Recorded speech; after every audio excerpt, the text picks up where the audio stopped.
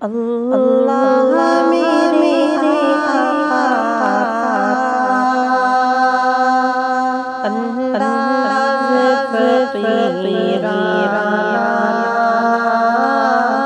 کملی میں جھلکتی ہے ایک شوقت شاہ۔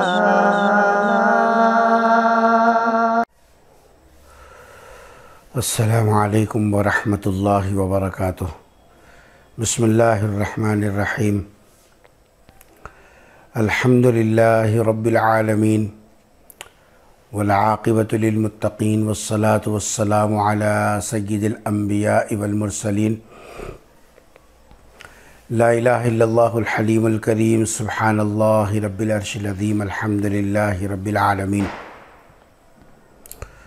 قال اللہ تبارک و تعالی فی کلامہ المجید، فاعوذ باللہ من الشیطان الرجیم، بسم اللہ الرحمن الرحیم۔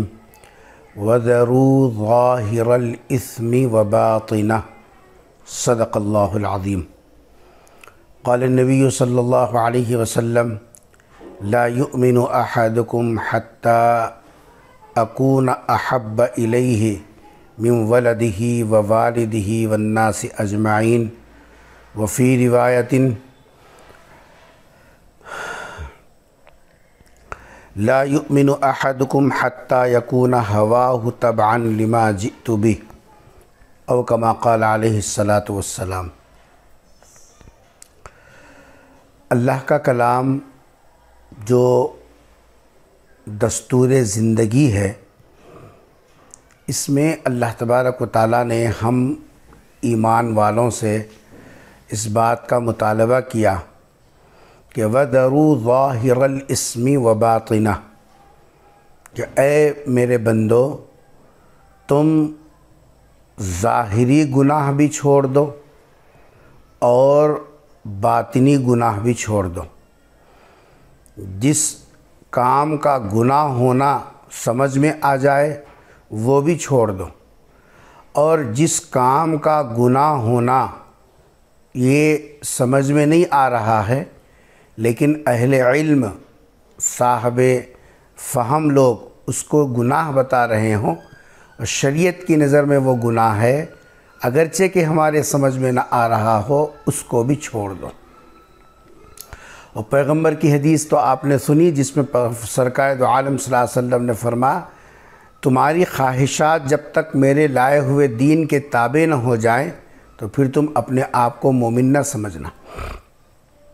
اس وقت میں غیر شعوری طور پر ہماری نئی نسل اور امت مسلمہ کے اکثر افراد تین گناہوں میں پھنستے چلے جا رہے ہیں، اور ان کے گناہ ہونے کا احساس تک دل سے نکل گیا۔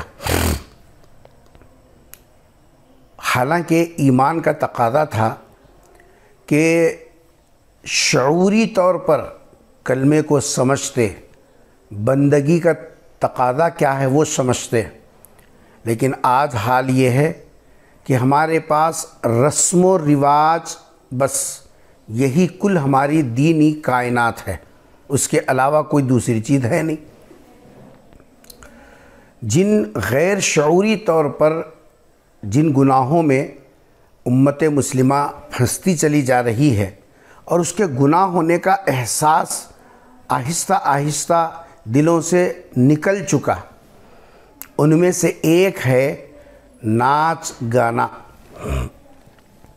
ناچ گانا صرف وقتی طور پر نہیں ہے، بلکہ اس کا شوق ہر ایک کے اندر جو ہے انگڑائیاں لے رہا ہے، جبکہ حضور اکرم صلی اللہ علیہ وسلم نے فرمایا الغنا ينبت النفاق، کہ غنا یہ نفاق کے جراثیم کو ایمان کے ساتھ جو ہے ملا دیتا ہے اور ایمان کو کھوکھلا کر دیتا ہے۔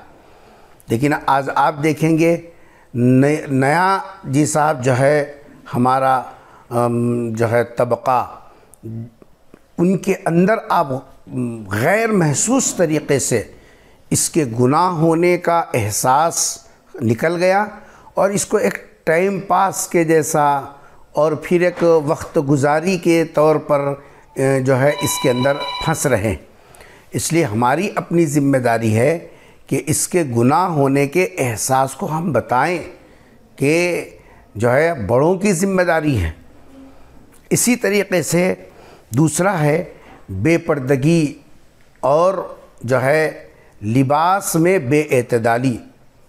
گھروں کے اندر مردوں کا بھی یہی حال ہے اور خواتین کا بھی یہی حال ہوتا چلا جا رہا ہے۔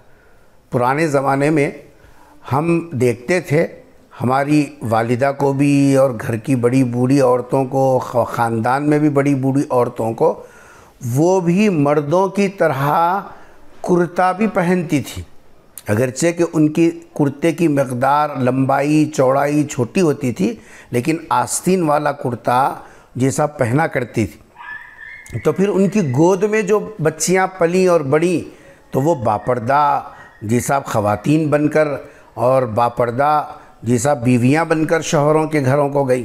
اور آج ہزاروں میں ایک گھر آپ کو ملے گا جہاں خواتین، بڑی عمر کی خواتین بھی، شادی شدہ خواتین بھی جیسا اپنے بلوز کے ساتھ کرتا پہننے کا رواج یہ ختم ہو گیا۔ بس ساڑی کا ایک پلو ہے جو ڈال لینا۔ پوچھو آپ خواتین کو چاہیے کہ وہ یہ معلوم کرے کہ عورت کا چھپانے کا حصہ کتنا ہے۔ ظاہر کرنے کا حصہ چہرہ، دو جو ہے ہاتھ کوہنیوں تک اور 2 پیر، اس کے علاوہ کا حصہ نامحرموں سے چھپانے کا ہے۔ لیکن گھروں کے اندر جو افراد رہتے ہیں، جیسا جوان بچے ہیں، دامادیں ہیں، جیسا جو ہے اور جو ہے دیگر افراد ہیں، دیور وغیرہ ہیں، ان سے کیا جسم کا حصہ چھپانا نہیں؟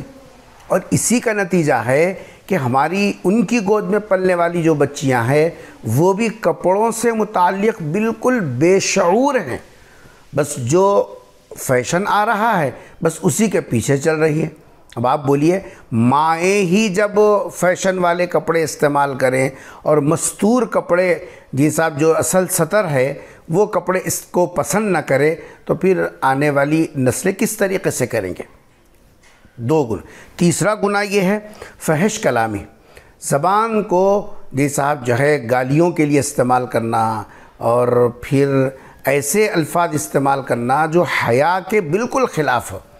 یہ مردوں میں بھی یہ عام ہو گیا، خواتین میں بھی یہی ہے۔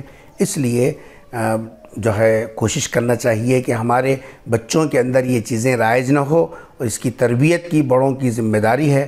اللہ تعالی ہم سب کو ہماری ان غلطیوں کی اصلاح کر لینے کی اور بڑوں کے ساتھ جو ہے اصلاحی تعلق جوڑ لینے کی توفیق نصیب فرمائے۔ وما علینا الا البلاغ۔ السلام علیکم ورحمۃ اللہ وبرکاتہ۔